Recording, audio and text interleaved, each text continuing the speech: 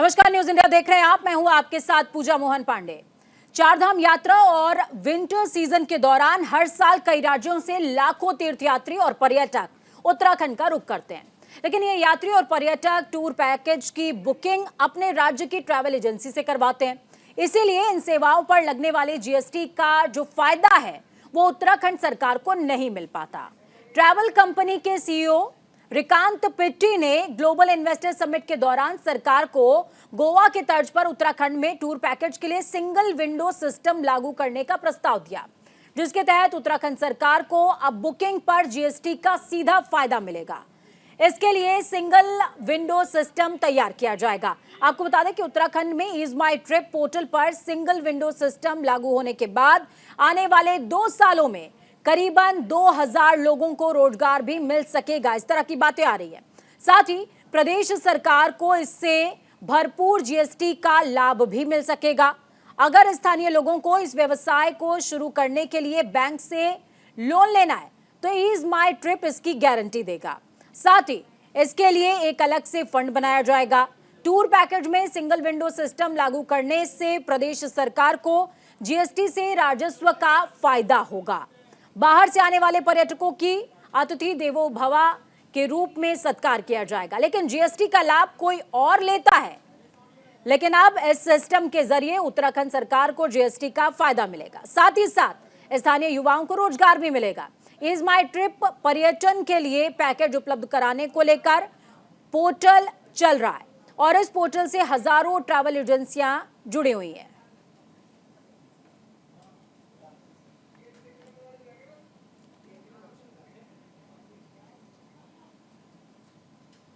तो गोवा की तर्ज पर उत्तराखंड में भी लागू होगा ईज माई ट्रिप। देखिए, अगर आप गोवा गए होंगे तो आपको पता होगा कि किस तरीके से अगर आप गोवा की प्लानिंग कर रहे हैं तो वहां पर रहने से लेकर घूमने तक सारी चीजों के लिए आपको गवर्नमेंट अप्रूव्ड एजेंसीज का लाभ लेना होगा, उनसे कांटेक्ट करना होगा। ठीक इसी तर्ज पर अब उत्तराखंड भी आगे बढ़ रहा है। टूर पैकेज के लिए सिंगल विंडो सिस्टम लागू किया जाएगा और वो सिंगल विंडो सिस्टम बेहद खास होने वाला है।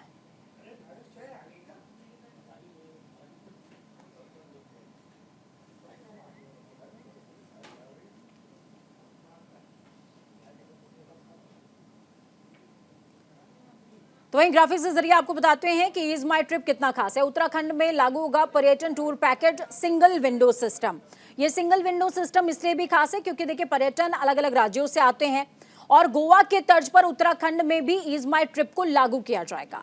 यानी कि अगर आप उत्तराखंड आ रहे हैं, उत्तराखंड का प्रोग्राम बना रहे हैं, तो आपको बहुत ज्यादा हसल नहीं फेस करना पड़ेगा।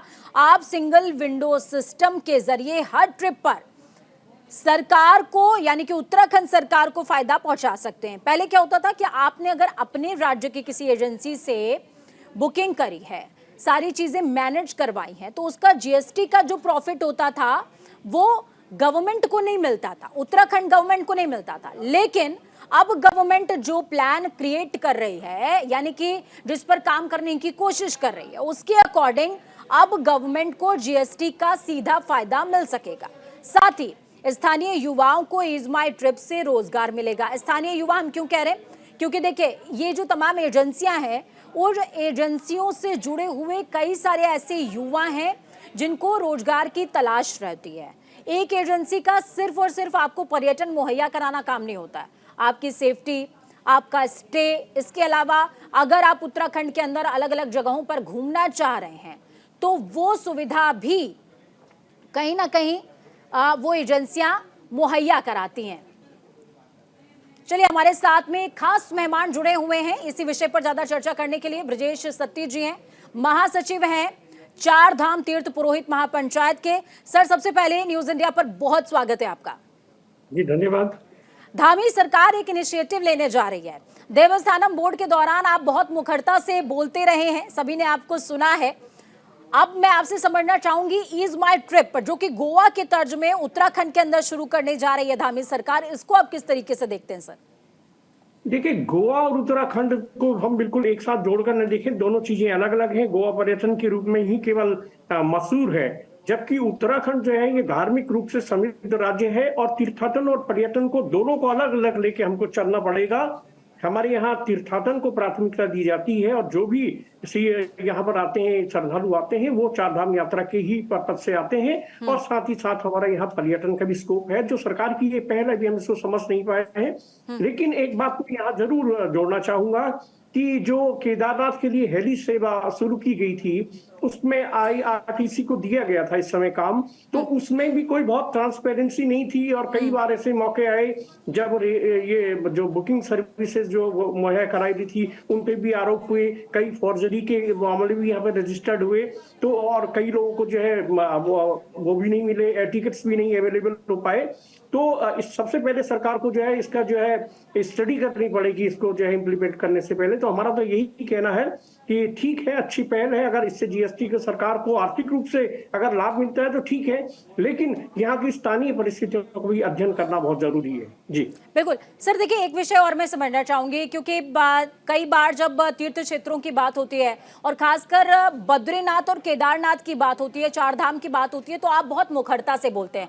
सर मैं ये समझना चाहूंगी, देखिए पर्यटन के क्षेत्र के साथ में चार धाम को एड ऑन कर देना, क्या ये आप इसको इस तरीके से देखते हैं कि ये गवर्नमेंट की बड़ी भूल भी आगे चल करके साबित हो सकती है? क्या इसको थोड़ा सा अलग रखना चाहिए क्या? जी हाँ, मेरा कहना यही है कि पर्यटन और तीर्थाटन बिल्कुल उत्तराखंड में दोनों अलग अलग हैं। हालांकि जो भी चार धाम यात्रा रूट हैं वो पर्यटन से भी जुड़े हुए हैं। अगर जैसे बद्रीनाथ यात्रा पे अगर यात्री जाता है तो वहां पर उनके पास पर्यटन के लिए औली जोशीमठ के पास एक खूबसूरत पर्यटन स्थल है, तो उसका दीदार कर सकते हैं, उसमें कोई दिक्कत नहीं है। उसी यात्रा रूट में वैली ऑफ फ्लावर भी है। हेमकुंड साहिब अगर जाते हैं तो वैली ऑफ फ्लावर भी बद्रीनाथ घाटी में है। ऐसे ही जो है केदारनाथ के रूट में जब जाते हैं तो चोपटा भी है। तो ऐसा नहीं है कि यहाँ पर तीर्थाटन और पर्यटन के लिए तीर्थयात्री को अलग अलग आना पड़ता है, वो इसी रूट से होकर तीर्थाटन और पर्यटन दोनों का लाभ ले सकते हैं। लेकिन हमारा कहना ये है कि जो ये सिंगल विंडो सिस्टम के माध्यम से जो बात की जा रही है, कहीं ऐसा ना हो कि जो IRCTC के माध्यम से केदारनाथ के लिए हेली सेवा के लिए जो इन्होंने किया था, वो भी बहुत ट्रांसपेरेंसी नहीं रही थी, उस पर भी सवाल समय समय पर उठते रहे हैं। इसलिए हमारा ये मानना है कि इसको इम्प्लीमेंट करने से पहले एक बार सरकार को स्थानीय स्थितियों का और स्टडी जरूर करना चाहिए और तब किसी अंतिम निष्कर्ष पर पहुंचना चाहिए, ये हमारा कहना है। एक चीज और मैं सर समझना चाहूंगी आपसे। देखिए जब हेली सेवाओं का आप जिक्र कर रहे हैं तो ये सवाल बहुत लाजमी भी है। ये सवाल मैंने हमारे सहयोगी से भी पूछा था और ये सवाल शायद सरकार तक पहुंचा भी होगा। सवाल ये कि हेली सेवाओं के दौरान जब सरकार के पास कुछ एजेंसियों का कंट्रोल था तो उसमें बुकिंग 3-3 महीने तक नहीं हो पा रही थी, और जबकि तीर्थ क्षेत्र का या यूं कहें कि चार धाम यात्रा का सीजन ही सिर्फ 5 से 6 महीने का होता है। अगर 3-3 महीने बुकिंग नहीं हो पाएगी, वो बुकिंग स्लॉट में भी करप्शन नजर आया था, तो अगर इस तरीके से सिंगल विंडो सिस्टम में भी आगे नजर आएगा तो बहुत मुश्किलें होने वाली हैं। जी हाँ, बिल्कुल इसी बात को लेकर तो हम कह रहे हैं कि जब उसमें आप केवल एक यात्रा रूट में, वो भी जो है क्वाटा से था, गुप्तकाशी से, सिरसी, 3 जगह से जो है केदारनाथ के लिए हेली सेवा शुरू की थी।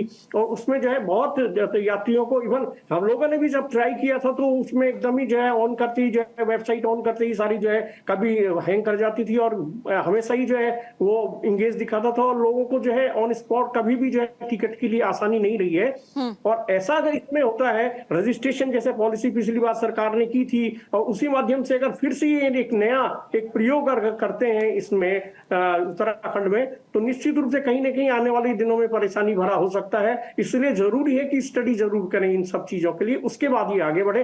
अदरवाइज फिर जैसे पहले निर्णय सरकार ने लिए, फिर वापस सरकार को बैकफुट पर आना पड़ा है। केवल आर्थिक हित ही सरकार को नहीं देखना चाहिए, इसके जो है तकनीकी और व्यवहारिक पहलुओं का भी अध्ययन करना बहुत जरूरी है। जी ठीक है सर, एक विषय मैं और समझना चाहूंगी। देखिए उत्तराखंड के अंदर कई ऐसे होटल्स हैं जो कि कुछ होटल्स जो हैं वो होम स्टे टाइप के हैं और कुछ होटल्स जो हैं वो अलग से हैं, जो अलग तरह की सुविधाएं भी मुहैया कराते हैं, जिसमें टूर पैकेज होता है। उसके अलावा वो चार धाम यात्रा के पैकेजेस भी अपने साइड से प्रोवाइड कराते हैं।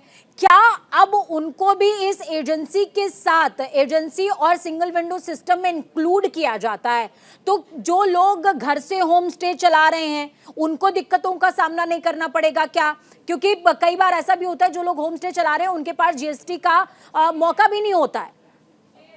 जी, बिल्कुल उसी उसी बात पे मैं यही बार-बार इसी बात को कह रहा हूँ कि जो छोटे तबके के लोग हैं, जो होम स्टे या अपने स्थानीय स्तर पर जो है, जो अपने संसाधन सीमित संसाधनों से जो लोग जो है इस तरह के होम स्टे या अपनी व्यावसायिक गतिविधि चलाते हैं इन यात्रा रूटों पे, वो लोग तो इनसे कंपेयर नहीं कर सकते हैं क्योंकि जो बिल्कुल। बड़े लोग हैं, ये तो इनकी डायरेक्ट बुकिंग हो जाती है, तो ये तो जीएसटी अभी भी दे रहे हैं, तब भी देंगे। लेकिन जो स्थानीय स्तर पर अपने हिसाब से चलाते हैं, छोटे-मोटे व्यवसाय चलाते हैं, उन लोगों को एक अतिरिक्त ये बोझ भी आ जाएगा और परेशानी अलग हो जाएगी और उनको बुकिंग को लेकर भी दिक्कत रहेगी उनकी, क्योंकि जो भी अगर टूरिस्ट आता है तो पहले जीएसटी या इस सारी प्रोसेस से गुजर के जाएगा, तो उनका जरूर व्यवसाय प्रभावित होगा। ठीक है सर, लास्ट में मेरा आखिरी सवाल आपसे इसी विषय को लेकर के रहेगा कि आप अगर गवर्नमेंट आपको सुन रही है, क्योंकि फॉर श्योर गवर्नमेंट तक आपकी जो भी आप बात बोलेंगे वो पहुंचेगी जरूर, तो प्लीज आप क्या सजेशन देना चाहते हैं उन्हें, उन तमाम नुमाइंदों को जो सिंगल विंडो सिस्टम या ईज माई ट्रिप पर काम कर रहे हैं?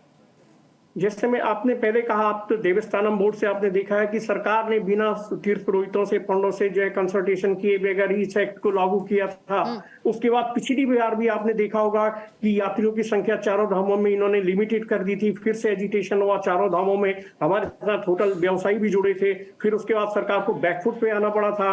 ठीक इसी तर्ज पर अगर सरकार बिना संबंधित लोगों को, प्रभावित लोगों को, जो इससे सीधे सीधे प्रत्यक्ष और परोक्ष रूप से जुड़े हुए लोग हैं, उनसे बिना बातचीत के इस तरह की प्रयोग करती है, तो निश्चित रूप से फिर सरकार को इसका सामना करना पड़ेगा। बेहतर ये होगा कि जो भी प्रभावित लोग हैं, एक्टिविटी से जुड़े हुए लोग हैं, पर्यटन और तीर्थाटन, उनसे बातचीत करके ही सरकार को किसी निष्कर्ष पर पहुंचना चाहिए, ये हमारा मानना है। चलिए, बहुत शुक्रिया हमारे साथ जुड़ने के लिए, अहम जानकारी, अहम विचार साझा करने के लिए। तो ब्रजेश सत्ती जी को सुन रहे थे आप, तीर्थधाम महापुरोहित के जो है महापंचायत के सदस्य हैं, और साफ तौर पर उन्होंने कहा है कि सरकार अगर कोई निर्णय ले रही है, अच्छी बात है, प्रदेश के हित में है, पर हाँ, उन तमाम प्रभावित लोगों से जरूर कंसर्न करें जो कि सीधे तौर पर उन पर डायरेक्टली या इनडायरेक्टली इंपैक्ट आएगा। खबरों में आगे बढ़ते हैं। पिछले 15 दिनों से लापता चल रहे रेंजर हरीश चंद्र पांडे का शव भीमताल झील से मिला है। सूचना पर मौके पर पहुंची पुलिस ने स्थानीय लोगों की मदद से शव को बाहर निकाला। शव का पंचनामा भरकर पोस्टमार्टम के लिए भेज दिया गया। मामले में जानकारी देते हुए जांच अधिकारी ने बताया कि पोस्टमार्टम रिपोर्ट आने के बाद ही मौत के कारणों का खुलासा होगा, लेकिन पुलिस सभी एंगल से जांच कर रही है। आपको बताते चले कि रेंजर हरीश चंद्र पांडे तराई वन प्रभार रुद्रपुर में तैनात थे और अचानक 15 दिन पहले लापता हो गए थे। अब यह हत्या है या आत्महत्या, ये जांच का विषय बना हुआ है। हम वहाँ से निकले थे, नीचे से पिताश्री यहाँ तक का पहुँचे भीमताल। इसके बाद हमें कोई लीड नहीं थी। इसके बाद ये पुलिस का काम होता है कि इसके आगे की लीड ढूंढना। ये सीसीटीवी लेकर के बैठ गए कि सीसीटीवी में दिखेंगे तब आगे की जांच पड़ताल होगी। जब यहाँ पर डेड लीड थी तो इन्होंने पहले ही यहाँ पे चेक करना चाहिए था कि है नहीं है, चाहे जो भी है। आज के दिन 15 दिन हो गए, 15 दिन के बाद आज हमें पता चल रहा है कि ये सब चीज़ें हैं। और रही बात इनके विभाग की, इनके विभाग ने भी कुछ करना चाहिए था। इनके विभाग ने ना एक टीम बनाई, ना कुछ करा, ना किसी को बोला। यहाँ तक का हमें ये भी सुनने में आया है कि किसी कोई इनका व्हाट्सएप ग्रुप है, उसमें अगर रेंजर लोग मैसेज करते थे तो ये मना कर देते थे सीनियर अथॉरिटी की, इस तरीके के मैसेज मत करो कि ये है कि इनके लिए क्या कार्रवाई करनी।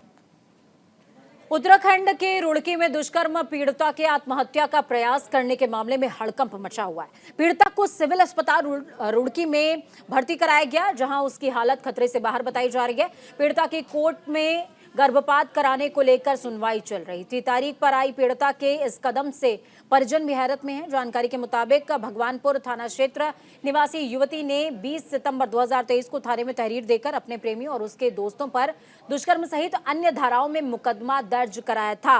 पुलिस ने बीती 9 नवंबर को तैयब नाम के आरोपी को गिरफ्तार करते हुए जेल भी भेज दिया था। गंगनहर कोतवाली प्रभारी निरीक्षक अमरजीत सिंह ने बताया कि दुष्कर्म पीड़िता का एक मुकदमा कोर्ट में विचाराधीन है। पीड़िता इस मामले में सुनवाई के लिए आई थी। इसी दौरान पीड़िता ने जहरीला पदार्थ खाकर आत्महत्या का प्रयास किया। वहां मौजूद परिवार और अन्य लोगों की मदद से पीड़ित महिला को उपचार के लिए सिविल अस्पताल रुड़की में भर्ती कराया गया है। कोर्ट गई थी अपनी गवाही देने और वहाँ पे वो बेहोश हो गई। मेरे पास लाया गया, मैंने इलाज शुरू किया। पता लगा मुझे कि महिला ने जहर खाया था। जहर खाने के बाद हमने नली डाली, उसकी सफाई करी है, गैस्ट्रिक लेवाज हमने किया। और जब मेरे पास आई थी तो पल्स उसकी फील नहीं हो रही थी। अभी स्टेबल है, ठीक है पहले से। हमारे यहाँ जैसा कि बताया है महिला ने कि गर्भवती भी है, तो हमारे यहाँ जो स्त्री रोग विशेषज्ञ हैं उनके द्वारा भी चेकअप कर लिया गया है। और इसके बाद जो ज़रूरी इलाज है वो हमारे अस्पताल में इसको दिया जा रहा है। हरिद्वार में जिला खनन अधिकारी प्रदीप कुमार के नेतृत्व में लगातार अवैध खनन करने वालों पर शिकंजा कसा जा रहा है, जिससे खनन माफियाओं में हड़कंप मचा हुआ है। हरिद्वार में स्टेट नदी में जिला खनन अधिकारी और उप जिलाधिकारी ने देर रात चेकिंग की, जिसमें उन्हें बड़ी कामयाबी हाथ लगी है। चेकिंग अभियान में स्टेट नदी से 4 ट्रैक्टर सीज किए गए, साथ ही रैकी करने वाले 2 वाहन मालिकों पर भी शिकंजा कसा गया है। जिला खनन अधिकारी प्रदीप कुमार के अनुसार अवैध खनन के खिलाफ कार्रवाई लगातार जारी रहेगी। लक्सर में हजारों किसान डीएपी खाद को लेकर परेशान हैं। पिछले काफी समय से लक्सर गन्ना समिति और अन्य किसी भी सहकारी समिति के गोदाम पर एक भी डीएपी खाद नहीं है, जबकि धान और गन्ने की फसलों में फिलहाल डीएपी खाद की बहुत जरूरत है। ऐसे में क्षेत्र के किसान मारे मारे फिर रहे। किसानों का कहना है कि डीएपी खाद ना होने की वजह से गेहूं और गन्ने की बुआई में बाधा पैदा हो रही है। तो वहीं लक्सर गन्ना विकास समिति के सचिव सूरज भान का साफ तौर पर कहना कि हमने इफ्को से 8000 डीएपी खाद के बोरे डिमांड किए, आज कल में ही हमारी समिति गोदाम में पहुंच जाएगी।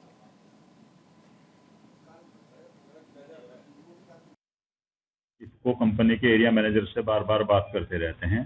पिछली रैक में भी उन्होंने हमें 5000 की डिमांड पर 318 कट्टे दिए थे, और उसके बाद यही रैक लग रही है, आज या कल लग जाएगी, शायद कल तक खाद पहुंच जाएगा। इसमें हमारी 8000 कट्टों की डिमांड है। अब हमें देखो कितना देते हैं, पैसे हमारे पास हैं, हम उनके लगातार संपर्क में हैं। हमने इफ्को कंपनी उत्तराखंड में बीते दिनों ग्लोबल इन्वेस्टर्स समिट का आयोजन हुआ था, जिसके बाद उत्तराखंड कांग्रेस ने राज्य सरकार इन्वेस्टर्स समिट में हुए एमओयू का हिसाब मांग लिया है। उत्तराखंड कांग्रेस ने एमओयू की जानकारी सेक्टर वाइज मांगी है। कांग्रेस मुख्य प्रवक्ता गरिमा मेहरा दसौनी ने राज्य सरकार से सवाल करते हुए कहा कि इन्वेस्टर्स समिट समाप्त हो चुका है और अब स्वास्थ्य, शिक्षा, हॉस्पिटैलिटी इंडस्ट्री में कितना काम हुआ है, इन्वेस्टर्स समिट में कितना खर्च हुआ, इसकी जानकारी देनी होगी।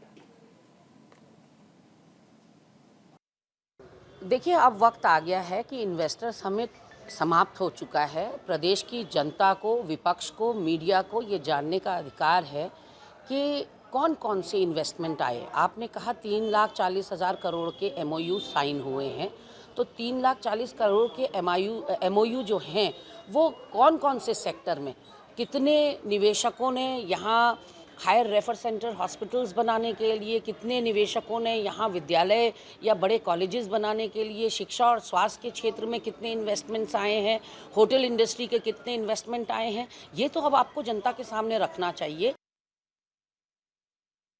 इस बुलेटिन में खबरों का सफर यहीं तक। बुलेटिन के उस पार ताजा अपडेट्स के लिए देखते रहिए न्यूज़ इंडिया, क्योंकि हमें राष्ट्र की आवाज। नमस्कार।